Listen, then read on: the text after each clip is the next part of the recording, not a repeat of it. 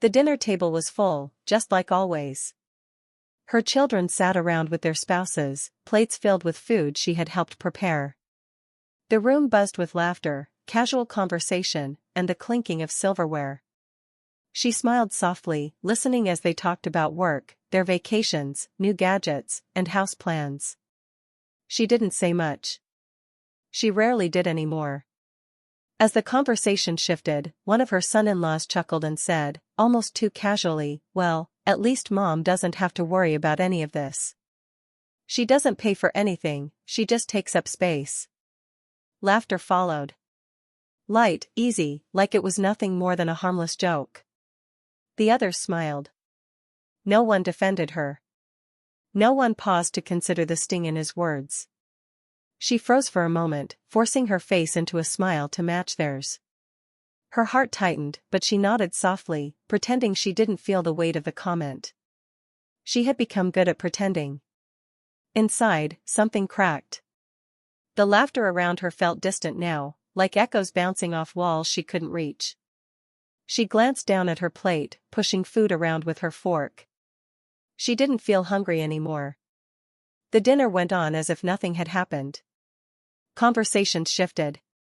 Jokes continued. Plans were made without her. When everyone finished, she quietly gathered the plates and brought them to the sink. They didn't notice. Later that night, long after the lights in the living room dimmed, she stood by the hallway, her steps soft, her breath held. She heard their voices coming from the kitchen. "I mean, really, she's basically useless now," one of them whispered. "Yeah," another voice agreed. "She's just there." They laughed softly, not cruelly, but carelessly.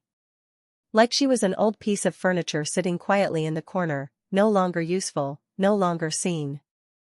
She stepped back, careful not to make a sound, and quietly walked toward her room. Her feet felt heavier with every step. She closed the door behind her and locked it gently. The click of the lock echoed in the silence, sharp and final. Her eyes wandered to the wall across the room. A family photo hung there, a smiling portrait taken years ago. Her children, young and full of promise, standing proudly beside her. Their spouses weren't in the picture yet. Back then, she had been at the center of their world. The one they ran to, the one they needed. The one who held everything together. Now, as she stared at the photo, she didn't recognize her place in it anymore. The faces in the frame seemed distant, like strangers frozen in time. She stood in front of it, her reflection faintly visible in the glass, blending with the people she no longer truly belonged to. Her chest ached, but no tears came. She sat on the edge of her bed, staring at the photo in silence. The voices from earlier still echoed in her head. "You don't pay for anything. She's basically useless." The house was quiet now. Everyone was asleep. But she sat there, wide awake, listening to the silence wrap itself around her. And for the first time, she realized she was completely alone, even in a house full of people. She sat quietly in her room, the faint glow of the bedside lamp casting soft shadows across the walls. The house was silent, but her mind was full. Memories played like an old film behind her eyes, scenes from a life she had poured everything into. After her husband left, it was just her and the kids. They were still so young then, confused, scared, looking to her for answers she didn't always have. But she made a promise to herself that night, they would never go without, no matter what it took. The early years were the hardest. She worked 2 jobs, sometimes 3, to keep them afloat. During the day, she cleaned offices. At night, she worked at the diner, pouring coffee for strangers and counting every dollar she earned. Her hands were always tired, her back always sore. But she smiled for them. Always for them. There were nights when there wasn't enough food for all of them. She would quietly pretend she wasn't hungry and serve them first, making sure their plates were full while she sipped only tea. They never knew. She never let them know. The house they lived in now, this very house, was her greatest accomplishment. She worked for years to save enough for the down payment. Every extra shift, every holiday she worked instead of celebrating, was for that roof. And when the mortgage finally disappeared, long before its time, she stood in the middle of the empty living room and whispered to herself, "We made it." The bills had always been in her name. The electric, the gas, the water, every utility, every responsibility. She paid every one of them on time, even when it meant going without new clothes, vacations, or even simple treats. She made sure the lights stayed on, the water stayed hot, and the house stayed warm. And then, years later, one by one, they started to return. Life had gotten hard for them, job losses, divorces, financial troubles. She opened her doors without hesitation. "Of course you can stay," she had said. "This will always be your home." They moved back in with their spouses, filling the rooms with noise again. She cooked, she cleaned, she kept the house running. She never asked for rent. Never asked for help. She thought she was building something, a legacy. A place where her children would always feel safe, loved, and cared for. But slowly, something shifted. She wasn't the center anymore. The house became theirs, their decisions, their routines. They made plans without including her. They talked around her, not to her. The warm home she had built with her own hands slowly turned into a place where she simply existed. They started managing everything themselves, making decisions without asking. They brought in their own furniture, remodeled rooms, and spoke of our house like she was simply a guest in it. And she let them. She told herself it was still worth it. She had done her part. They were happy, and that was enough. But tonight, those careless words at dinner and the whispers afterward broke something inside her. She had given them everything, her youth, her strength, her sacrifices. She had starved so they could eat, worked so they could have a future, bled so they could feel safe. And yet now, in their eyes, she was nothing more than someone who took up space. She looked around her small room, the only space she could still truly call her own. Her eyes landed on the old photo again. The children in the picture had grown up, but she could still see the babies she once held, the little hands that once clung to her skirts, the voices that once called her name with love. She thought she was building a legacy. Instead, she had become an afterthought. Her chest ached, but no tears came. Only silence. The house was full of voices again, but this time she stayed in her room. She sat on the edge of her bed, hands folded in her lap, listening to the quiet hum of conversation coming from the living room. The walls were thin, and she could hear every word, even though they thought she couldn't. Her children were gathered together, their spouses chiming in, voices low but sharp, as if speaking about a chore they didn't want to do. "I've been looking into some places," her eldest said. "There's a care home about 20 minutes away. It's nice, clean, and they handle everything." There was a short pause, then her daughter-in-law spoke. "Honestly, it's time. She's getting older, and we can't keep rearranging everything around her. We've done enough." Her stomach twisted, but she didn't move. Her breathing stayed slow, steady, almost as if her body was protecting itself from fully feeling what her ears were hearing. Her younger son sighed. "Yeah. She doesn't really contribute anymore. She just exists. She's dead weight." The words cut through her like glass. Dead weight. A mother who had worked through endless nights, skipped meals, and sold pieces of herself to keep them fed. A woman who never once asked for anything back. And now, she was nothing more than dead weight to the very people she had sacrificed everything for. The room fell silent again for a moment, as if even they knew how cruel their words were, but none of them took it back. Another voice broke the silence, more casual, more practical.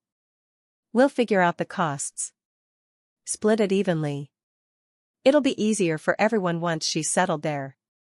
She closed her eyes and tried to breathe. The air felt heavier now, thicker, as if the walls themselves were pressing against her chest. But still, no tears came. Not yet. Their conversation continued, drifting into small details, tours they would schedule, paperwork they would start, what furniture they would send with her. As if she was no longer a person. Just a responsibility to be managed. She sat still for a long time, listening to every word until finally the voices faded. They turned on the television and laughed at something, as though nothing serious had just been said. As though they hadn't just planned to erase her from the home she built. Her eyes slowly opened, and she glanced at the nightstand. Her phone sat there, the screen dark, the black surface reflecting the dim light of her lamp. She reached for it, her fingers trembling slightly. She opened the contacts and stared at the names, her children, her grandchildren, each one saved with little hearts or nicknames she had given them years ago. She scrolled through them slowly, as though seeing them for the first time, but also for the last. There was a strange emptiness inside her now. The pain hadn't turned into tears, it had turned into something colder, something hollow. She wasn't angry. Not yet. She was simply numb. Her thumb hovered over the names as if she might call one of them, might ask why they were doing this. But she didn't. She knew what the answers would be. She had heard them already. Instead, she placed the phone gently back on the nightstand. The house was quiet again except for the low hum of the television from the other room. Laughter floated down the hallway like tiny needles, sharp and careless. She sat there for hours, barely moving, staring at the dark screen of her phone. Her reflection stared back at her, older, smaller, but still there. The woman who had carried them all. The woman they now saw as nothing. And as the night dragged on, the numbness inside her began to shift, to harden into something else. Not sadness. Not helplessness. But something stronger. The days started blending together. Morning, afternoon, evening, it all felt the same now. The house was still full of voices, but none of them were for her. She moved through the rooms like a shadow, silent and unseen. No one checked on her unless they needed something. A missing document. A question about the bills. A recipe they couldn't remember. They would knock on her door, ask quickly, and leave just as fast, not waiting for conversation. No one asked how she was feeling. No one sat beside her like they used to when they were little and needed her arms to hold them. Her birthday came and went without mention. No cake. No card. Not even a simple "Happy birthday, Mom." She sat in the kitchen that evening, quietly slicing a small piece of cake she had bought herself from the grocery store earlier that day. The rest of them were in the living room, laughing at some television show, completely unaware, or perhaps uncaring, that the day held any meaning at all. She sat at the small kitchen table, the dim overhead light casting long shadows on the empty chairs around her. The laughter from the living room filtered through the air like distant music. She chewed slowly, staring at the empty space in front of her, listening to the voices that used to call her name with love. Now they barely spoke to her at all. When the silence of the house grew too heavy, she would pick up her phone and scroll through her contacts. She called a few old friends, women she had once spent long evenings with, sharing stories, leaning on each other during hard times. But most calls went unanswered. Some numbers had been disconnected. Others rang and rang until the voicemail picked up. She left a few messages at first, her voice light, pretending she wasn't calling out of loneliness. But after a while, even that stopped. The silence on the other end of the phone was harder to bear than no call at all. The world outside her small room grew louder, but her own world grew quieter. The noise wasn't around her, it was inside her head. Thoughts swirled endlessly. How did I get here? When did I stop mattering? What did I do wrong? She cleaned quietly, straightened cushions, folded laundry no one thanked her for. She listened to them make plans for trips, dinners, and outings without inviting her. The more she tried to stay out of their way, the more invisible she seemed to become. Sometimes she would hear them talking about her as if she weren't there. Whispered words from behind doors, light jokes made at her expense when they thought she couldn't hear. She heard everything. But she never reacted. Not anymore. Even the family photo on the wall started to feel foreign. She would catch herself staring at it for long stretches, searching for the version of herself that used to belong there. The young mother smiling, arms around her children, full of hope. She didn't recognize that woman anymore. She wasn't sure anyone else did either. The only constant companion she had left was the endless chatter inside her mind. The quiet house had become a cage, but the real prison was the growing emptiness inside her. It wasn't just loneliness, it was being forgotten while still being present. And yet, through it all, she remained calm on the outside. She cooked their meals. She washed their dishes. She moved through each day like clockwork, steady, silent. But deep within the silence, something else was beginning to form. A quiet understanding. A small voice inside her growing stronger with each passing day: they don't see you.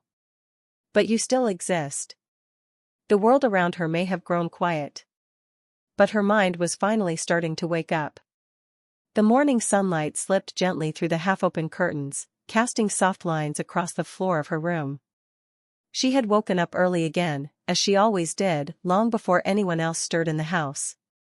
The quiet no longer felt heavy, it simply was. She stood by the closet, sorting through old boxes she hadn't touched in years.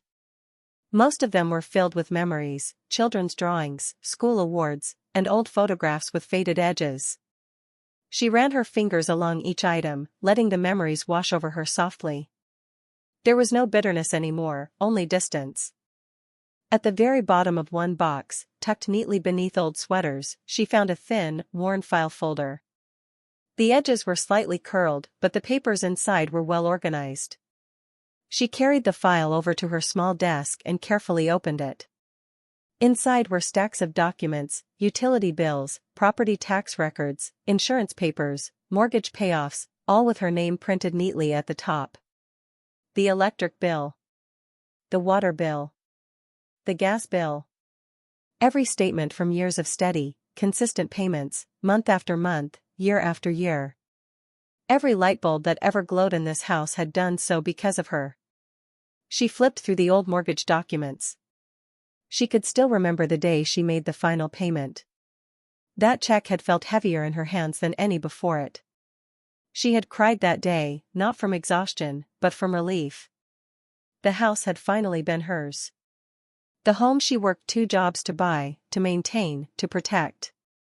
Every bill reflected the hours she had spent behind counters, serving strangers. The double shifts, the holidays worked, the late nights coming home with aching feet. She had sacrificed everything to make sure this home existed, to make sure her children never felt the fear she had known. And now, after all of it, they sat under this very roof and spoke of her as though she were some quiet burden, some extra mouth to feed. They forgot who kept the lights on. Her fingers paused on one page, the deed to the house. Her name was there, bold and clear. Sole owner. The house was hers. It had always been hers. A strange calm washed over her. It wasn't anger.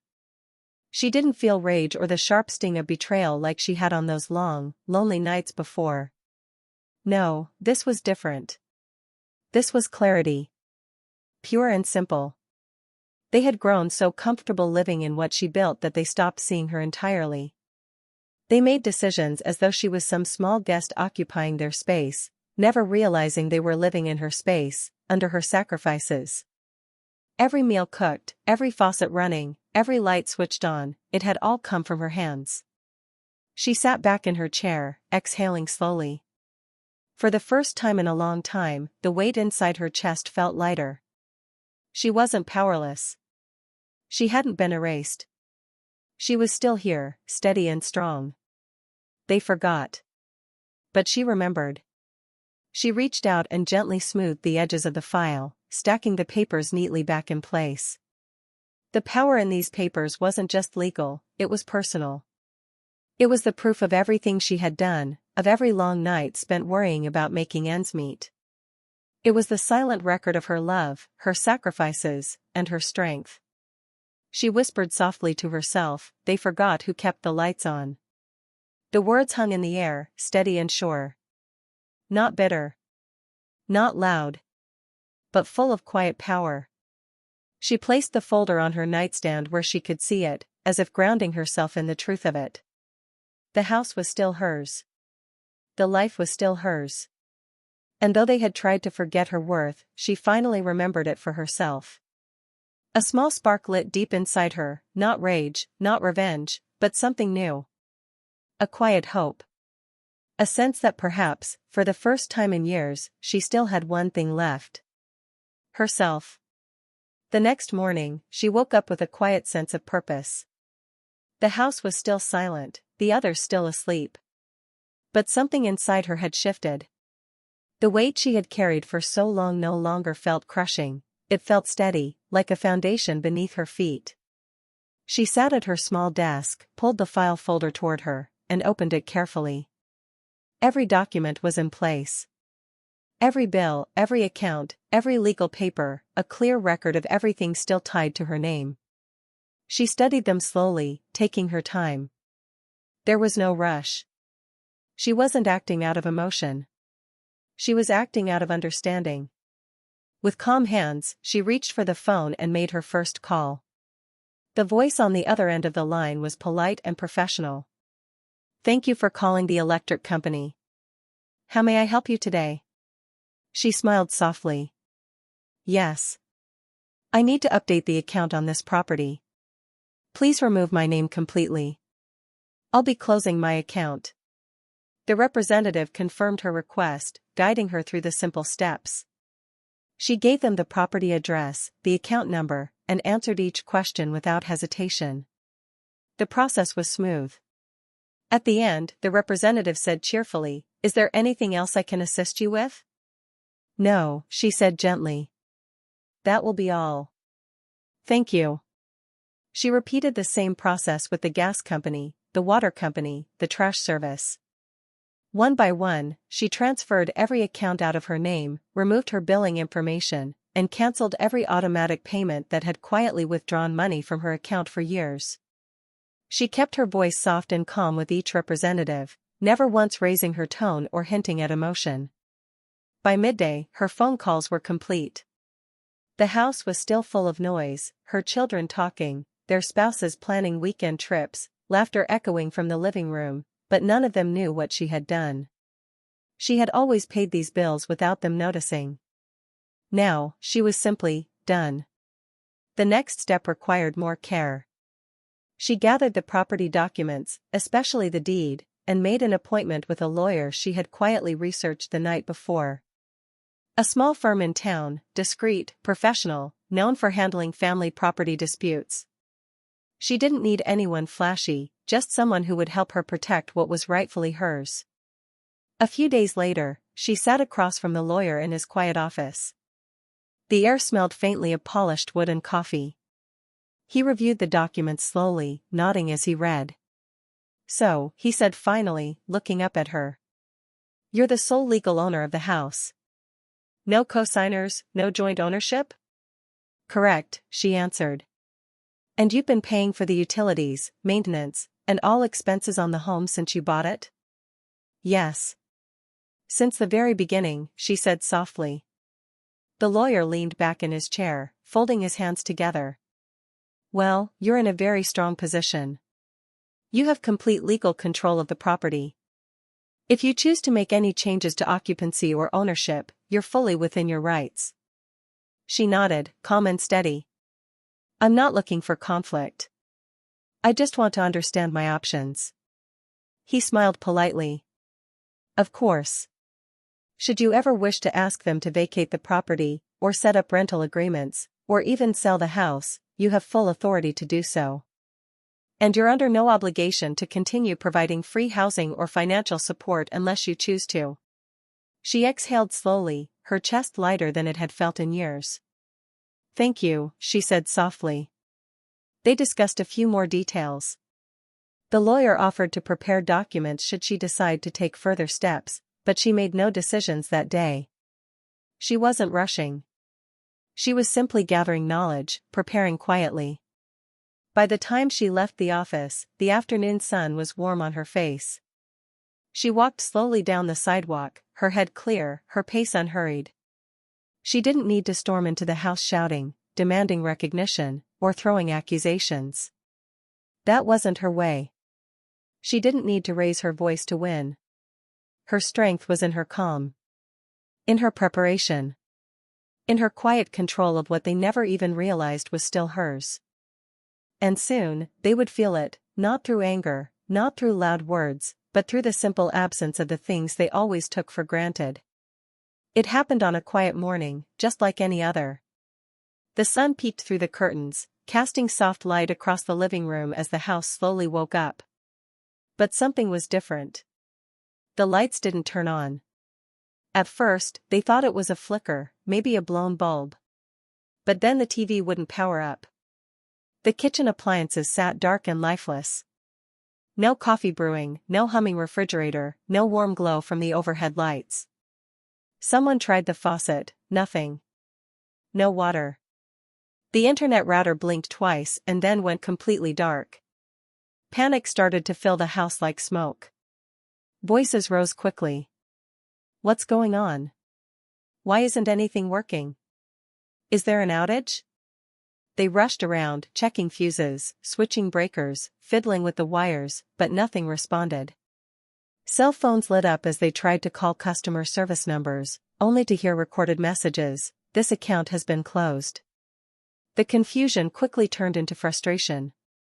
Her daughter's husband raised his voice. "This is ridiculous. Who forgot to pay the bills?"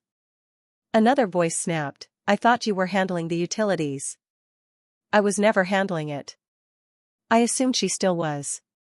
The accusations bounced around the room, sharp and loud. And then, quietly, she appeared. She stepped into the living room, calm, steady, her hands folded lightly in front of her. The same woman who they once dismissed, ignored, and whispered about now stood before them, not with anger, but with quiet power. They turned to her, eyes wide. "What happened?" her daughter demanded. "The whole house is shut off." She looked at each of them, pausing for a breath. Her voice was soft but firm. "You said I was useless." She let the words hang in the air, clear and sharp. "So, I stopped helping." The silence that followed was heavy. No one spoke. No one dared. She reached into the folder she carried and pulled out several neatly prepared documents, handing them over one by one. "These are your 30-day notices," she said. "You'll need to find new arrangements by then." The papers trembled slightly in their hands as they read them, formal notices, prepared by her lawyer, fully legal, fully enforceable. No emotion. Just facts. Her son stammered, You're kicking us out?" She met his eyes calmly. "No. I'm reclaiming my home." Her daughter's voice cracked. "Mom, you can't do this." "I can," she answered, still calm. "And I am." The room fell completely silent except for the faint ticking of the wall clock. There was no shouting match. No argument. No begging. Just the cold realization settling on their faces, one by one. They had lived in her house, under her roof, supported by her sacrifices. And they had forgotten who held it all together. Now, for the first time, they saw it. Not because she screamed or demanded, but because she had quietly taken away what they always assumed would simply be there. She looked around the room, her eyes steady, her voice still soft. "You made it very clear how little you thought of me. You said I was dead weight. So now, you'll carry your own weight." No one responded. The strength in her calmness was louder than any shouting could have been. She turned and walked out of the room, leaving them standing there, holding the papers, lost in the consequences of their own carelessness. Behind her, the house remained still, no humming lights, no running water, no comforting background noise. Just silence. And for the first time in years, the silence felt like freedom. The 30 days came and went faster than any of them expected. One by one, they packed up their things, boxes of clothes, kitchenware, and furniture that they had brought into her home. The house grew quieter with each passing day, but this time, the quiet felt different. It wasn't heavy anymore. It was clean. She stood by the window the morning they finally left. No one said goodbye. No last-minute tears or arguments. Just hurried movements, car trunks closing, engine starting. And then, silence. For the first time in years, the house was empty again. But this time, she didn't feel lonely. She felt free. She walked through the room slowly, touching the walls, breathing in the still air. The house didn't feel like a prison anymore.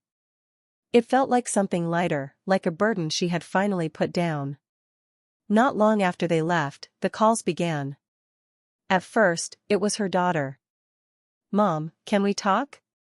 I'm sorry about everything. I didn't mean it. We were just stressed." Then her son. "Mom, I miss you. Please call me back." The messages came every few days. Some were long, explaining. Some were short, simple apologies. Some tried to act like nothing had really happened. "We've been thinking of you. Let's get together soon." She read each one as it arrived, letting her eyes scan the words. But she felt no pull, no sting, no temptation to answer. The pain they once caused had already run its course. Now, the words felt empty, like echoes of voices she no longer needed to hear. Her thumb hovered over each message for a moment. Then, one by one, she deleted them all. The phone calls went unanswered. The voicemail sat unheard. She didn't need to respond, didn't need to explain herself. The silence between them was enough.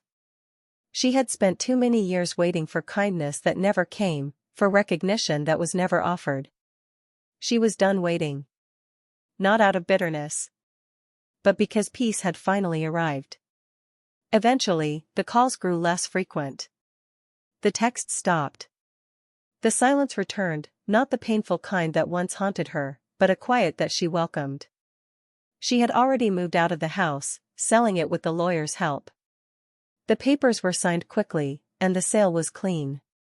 She didn't need that space anymore, it had served its purpose. Now, she lived in a small apartment on the edge of town. It wasn't big. It didn't need to be. One bedroom, a cozy living room, a little kitchen filled with soft light from the wide windows. It was hers. She bought furniture she liked, colors that made her smile, small touches that made the space feel like home.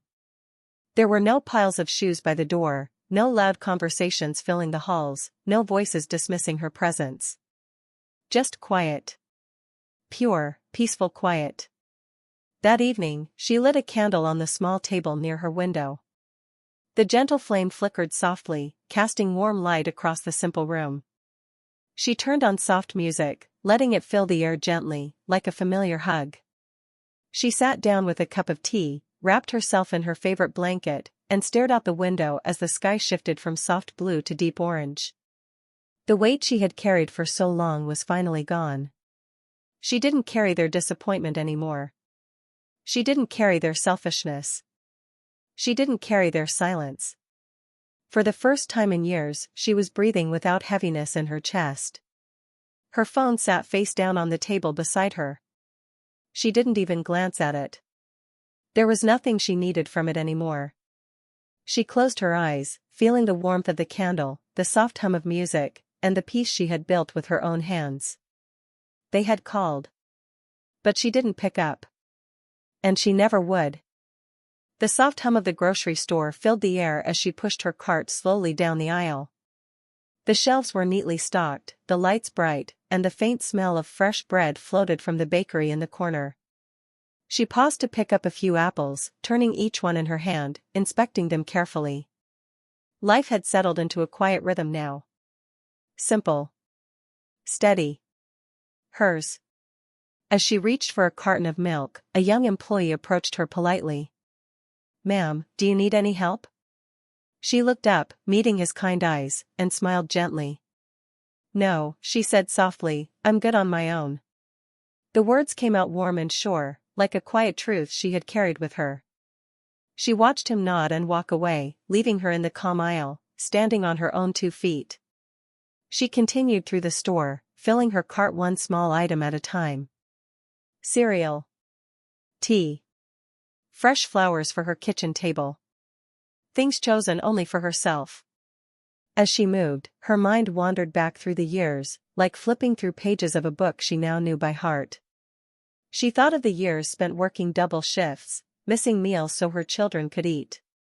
The long nights she had stood at the kitchen sink, scrubbing dishes long after everyone else had gone to bed.